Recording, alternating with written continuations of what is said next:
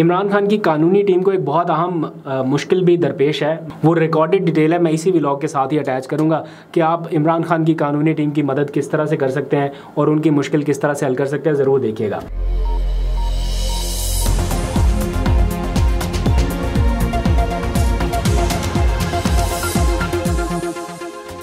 बिस्मिल्लाहिर्रहमानिर्रहीम, अस्सलाम वालेकुम। पाकिस्तान और दुनिया भर में देखने और सुनने वालों को अब्दुल कादिर का सलाम। ये व्लॉग थोड़ा लेट आने पर माजरत खा हूँ, आज कुछ मसरूफियात की वजह से जल्दी अपलोड नहीं कर सका।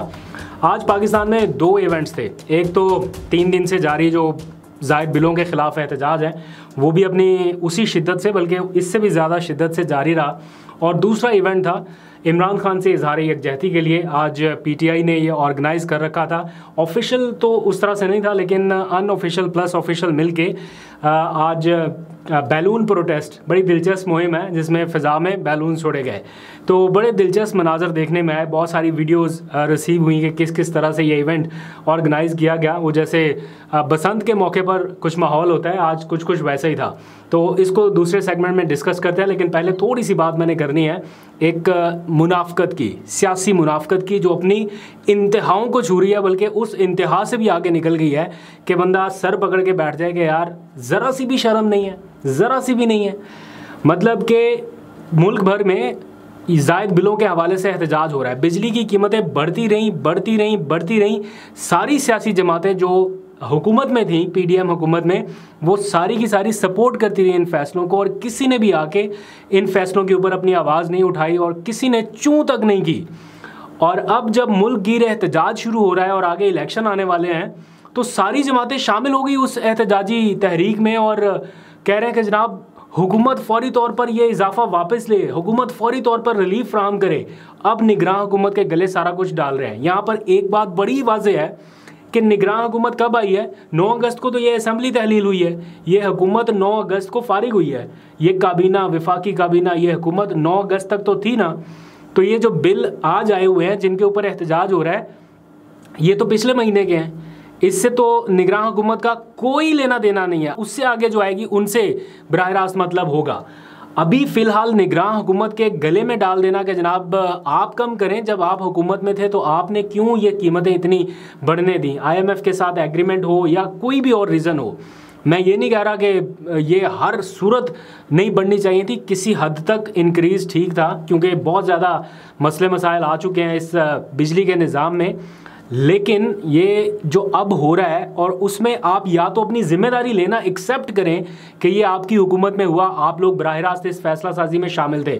मैं देख रहा हूँ JUI फे के लोग एहतजाज के लिए निकल पड़े हैं। उनके लोग आके कह रहे हैं जनाब ये ज़ालिमाना इक़दाम है, ये वापस लें। ये ज़ालिमाना इक़दाम जिसके नतीजे में आज आप लोग बाहर निकले हैं, ये उस हुकूमत का किया धरा है जिसके आप इक़्तिदार में शराकतदार थे। आज MQM को भी याद आ गया, वो उनके भी आके सामने जनाब ये इक़दाम फौरी तौर पर वापस ले, वरना हम भी एहतजाज में शामिल होंगे। किस मुंह से, किस हैसियत से? मैं तो समझ नहीं आ रही कि ये सारे के सारे लोग आके क्या अवाम को क्या समझ रहे हैं। मतलब एक लम्हे के लिए फिर वही वाली बात याद आ जाती है कि यहाँ पर कुछ लिखा हुआ है अवाम के, मतलब क्या ये ड्रामा, ये नाटक, ये किस लिए? जब हुकूमत में थे, कोई एक कैबिनेट वजीर कोई नाम बता दे जिसने काबीना में खड़े होकर ये आवाज़ बुलंद की हो कि जनाब हमने इसकी मुखालफत की थी। किसी ने मुखालफत नहीं की, किसी ने उस वक्त आवाज़ नहीं उठाई। और अब जब देख रहे हैं कि जनाब आवाम हमारे गलों को ना आ जाए, तो जनाब एहतजाजी तहरीक में शामिल। तो ये मुनाफ़कत तो ना आवाम ने चलने देनी है और ना ये चल पाएगी। आपको ज़िम्मेदारी लेनी होगी, और जो पिछले 16 महीनों में किया धरा है उसका नुकसान सियासी तौर पर आपको उठाना पड़ेगा। जब आप ये कहते हैं कि हमने रियासत बचाई, अपनी सियासत कुर्बान कर दी, तो फिर अब ज़रा हौसला करें ना, ज़रा दिल गुर्दा पकड़ें और ज़रा जिम्मेदारी लें कि जनाब हाँ हमसे गलती हुई है। अब ना भागे आगे, अब इलेक्शन आने वाला है, आवाम को एहतसाब करने दें। अच्छा जी, थोड़ा सा तकाबली जायज़ा देख लेते हैं। इमरान खान के दौर में क्या था? इमरान खान के दौर में आपको बिजली का जो फ़ी यूनिट था वो 18 रुपये में मिल रहा था, 18 रुपये फ़ी यूनिट। और मैंने इमरान खान की उनके इक़्तिदार से जाने के बाद कई तकारीर सुनी है जिसमें वो ये वार्न कर रहे थे कि ये बिजली का फ़ी यूनिट 50 रुपये तक चला जाएगा, 50 रुपये फ़ी यूनिट तक चला जाएगा। और अब ये रिपोर्ट हो रहा है कि ये फ़ी यूनिट जो है, मैं टेक्निकल एक्सपर्ट नहीं हूँ इसलिए मुझे एग्जैक्ट नहीं पता, लेकिन ये रिपोर्ट हो रहा है कि ये यूनिट 60 रुपीज़ प्लस में आपको पड़ रहा है फी यूनिट, बिजली का 1 यूनिट जो इमरान खान के दौर में 18 रुपये तक का था वो अब 60 रुपये प्लस पे जा पहुंचा है। तो ये सिचुएशन है। खैर, coming back to the point कि थोड़ा सा ज़्यादा एग्रेसिव हो गया, वो एक्चुअली सिचुएशन ही ऐसी है। आवाम का ज़रा आप बाहर हाल देखें क्या हो गया। वो गरीब सा बंदा बेचारा है जिसके घर की दीवार भी कच्ची सी है, वो खड़ा घर के बाहर कह रहा है कि मुझे 16,000 रुपये बिल आ गया है, एक पंखा एक लाइट है, ना फ्रिज है, ना AC है, ना TV है, ना कोई और चीज़ है। 16,000 रुपये बिल एक गरीब आदमी किधर से भरेगा।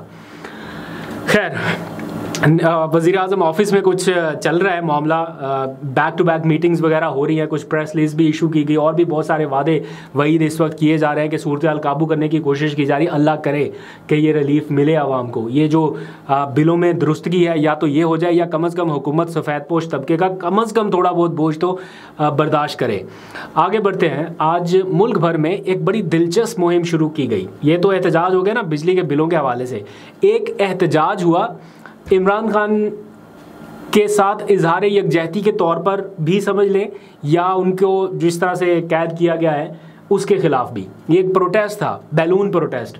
और बैक वक्त पाकिस्तान के कई शहरों से जो वीडियोज़ हमारे सामने आई, हमने देखा बड़े ख़ूबसूरत मनाजर देखने को आए। रंगारंग मनाजर, जब पूरी फ़िज़ा में PTI के सुर्ख और सब्ज़ रंग के बैलून जो हैं, गुब्बारे, वो फ़िज़ा में बुलंद किए गए।